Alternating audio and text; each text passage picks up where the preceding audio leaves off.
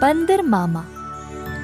एक दिन बंदर मामा गहरी नींद में सोया था जब एक मीठी सुगंध ने उसे जगाया।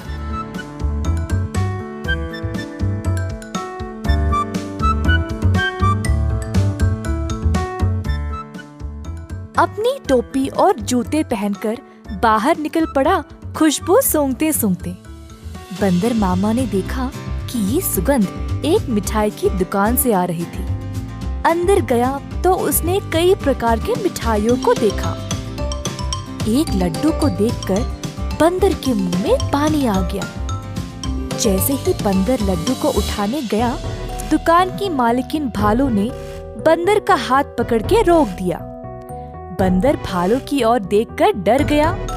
तुरंत पीछे मुड़कर रोते रोते घर वापस भाग गया। टोपी और जूते को निकाल फेंक के निराश बैठा रहा कि मिठाई खाने को नहीं मिली।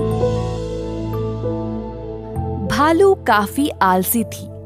जब उसने देखा कि बंदर उसकी मिठाइयों की सुगंध को सूंघ कर आया, उसके दिमाग में एक विचार आया।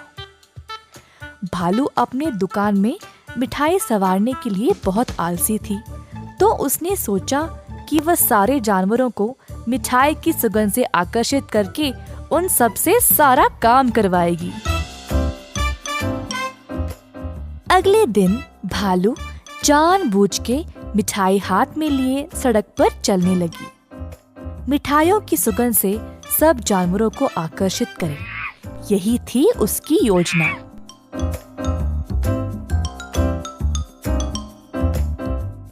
खुशबू फिर से बंदर मामा तक पहुंच गई। इस बार बंदर मामा से रहा नहीं गया और उनका जी ललचाया। वह किसी भी हालत में मिठाई खाना चाहता था। बंदर मामा चुपके से दुकान के बाजू वाले पेड़ पर लटकने लगा। जब भालू देख नहीं रही थी, तब बंदर मामा ने लड्डू उठाया और झट से मुंह में डाला। परंतु लड्डू गरम गरम था और बंदर मामा का मुंह ही जल गया। बंदर मामा को बहुत गुस्सा था। जल्दी घर भागा और पानी पी लिया। फिर से अपनी टोपी और जूते निकाल फेंक के रोने लगा। एक छोटा चूहा खिड़की से अंदर आकर बंदर मामा से पूछा कि हुआ क्या। बंदर ने सारी घटना चूहे को सुनाई। चूहे ने बोला कि उसके साथ भी ऐसा ही कुछ हुआ था। हमारे साथ भी कुछ ऐसा ही हुआ था। हमें भी वो मिठाई चखनी है। मेरे पास एक योजना है, लेकिन कुछ दोस्तों की मदद की आवश्यकता होगी। चूहा जल्दी से गया और कुछ दोस्तों को लेकर बंदर मामा के घर वापस आया। चूहे की योजना के अनुसार सारे जानवर दुकान के खुलने से पहले ही वहां पहुंच गए। दुकान के पीछे के रास्ते से एक सुराख बनाया और अंदर घुस गए। एक बंदर सारे मिठाइयों को देखकर ललचा गया। जोश में आकर कूदने लगा और नाचते नाचते केक के मिश्रण में गिर पड़ा। एक और बंदर एक बड़े से बाल्टी में झांका, ये सोचकर कि अंदर मिठाई होंगे, और फिसल के उसी के अंदर गिर गया।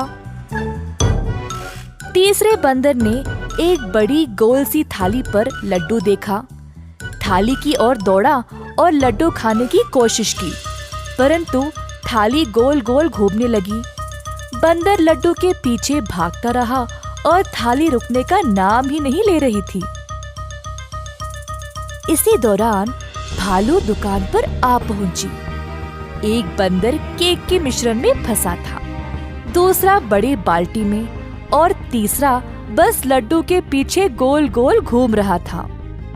ये सब देखकर भालू आश्चर्यचकित रह गई और सोची कि ये बंदर यहाँ चोरी करने आए हैं। जल्दी से एक छड़ी उठाई और बंदरों को मारने ही वाली थी, जब एक बंदर ने बोला, हम यहाँ चोरी करने नहीं आए हैं। हम केवल आपकी मिठाई को चखना चाहते थे। इनकी सुगंध इतनी मजेदार है, बस हमसे रहा नहीं गया। भालू ये सुनकर जोर से हंसने लगी। मेरे दुकान में चोरी छुपे घुसना गलत बात है। खैर छोड़ो, वैसे भी मुझे मिठाई बनाने में मदद चाहिए। अगर तुम लोग हर रोज मेरी सहायता करोगे तो मैं तुम्हें अच्छे अच्छे मिठाई खाने के लिए दूंगी। ये सुनकर बंदर मामा और उसके दोस्त खुश हो गए। उस दिन से सब जानवर मिठाई की दुकान पर काम करने लगे। भालू ने अच्छे से बंदरों का फायदा उठाया, बंदरों से मिठाई बनवाई और सजा सवार के रखवाया भी। मिठाई बेचने का काम भी बंदरों को ही दे दिया और भालू सिर्फ बैठ के मजे ले रही थी। भालू का पति ये सब देख रहा था।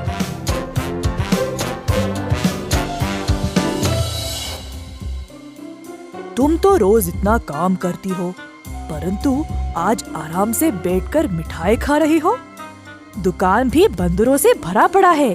ये क्या हो रहा है यहाँ पे? बंदरों ने मेरा काम आसान कर दिया है। वे खुशी खुशी सारा काम कर रहे हैं और बदले में मुझे ज्यादा कुछ देने की आवश्यकता भी नहीं। बस दिन में एक एक मिठाई देके काम चला रही हूँ।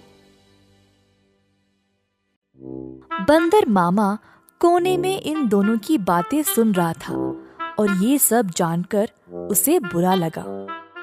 बंदर को एहसास हुआ कि भालू उसका और उसके दोस्तों का इस्तेमाल कर रही थी।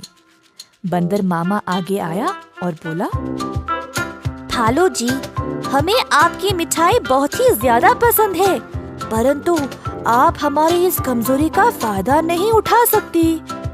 ऐसे स्वार्थी बनके किसी को इस्तेमाल करना गलत बात है।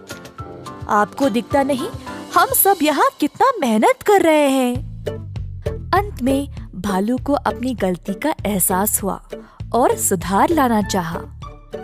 उस दिन से भालू और उसका पति दोनों दुकान पर जाकर बंदरों का हाथ बटाने लगे और सही पगार भी देने लगे। बंदर मामा खुश था कि भालू ने उसकी बात मानी और अपने व्यवहार को बदल डाला।